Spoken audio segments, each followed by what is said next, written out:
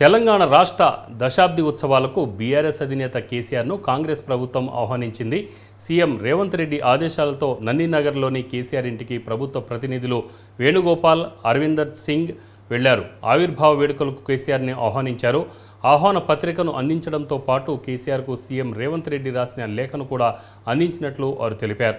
ఉద్యమంలో కేసీఆర్ పాత్ర ఉందని, ముఖ్యమంత్రి ఆదేశాలతో ఉద్యమ నేతగా ఆయనను ఆహ్వానించామన్నారు. ఆహ్వానం పట్ల కేసీఆర్ సానుకూలంగా స్పందించారని తెలిపారు. ఈ వేడుకల్లో కేసీఆర్ భాగస్వాములవుతారని భావిస్తున్నట్లు చెప్పారు. మా నాయకుడైనటువంటి రాష్ట్ర ముఖ్యమంత్రి గౌరవనీయులు శ్రీ రేవంత్ రెడ్డి గారి యొక్క ఆదేశానుసారం నేను, మాతో పాటు మా డిపార్ట్మెంట్ డైరెక్టర్ అయినటువంటి అరవిందర్ సింగ్ గారు, మా డిప్యూటీ డైరెక్టర్ బేగ్ గారు ఈరోజు గౌరవ మాజీ ముఖ్యమంత్రి వర్యులు, గౌరవ ప్రతిపక్ష నాయకులైనటువంటి శ్రీ చంద్రశేఖరరావు గారిని ప్రత్యేకంగా వ్యక్తిగతంగా కలిసి ఆహ్వానించాలి.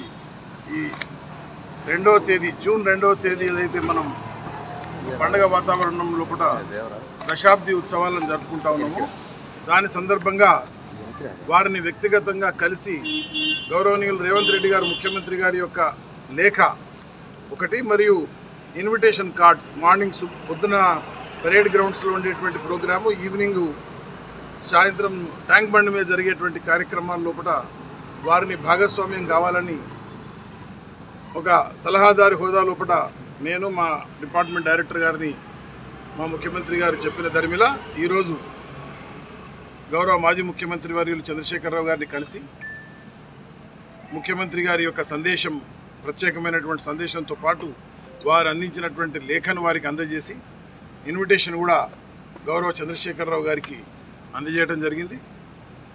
ఇది ఒక 60 ఏళ్ళ మా నాయకుడైనటువంటి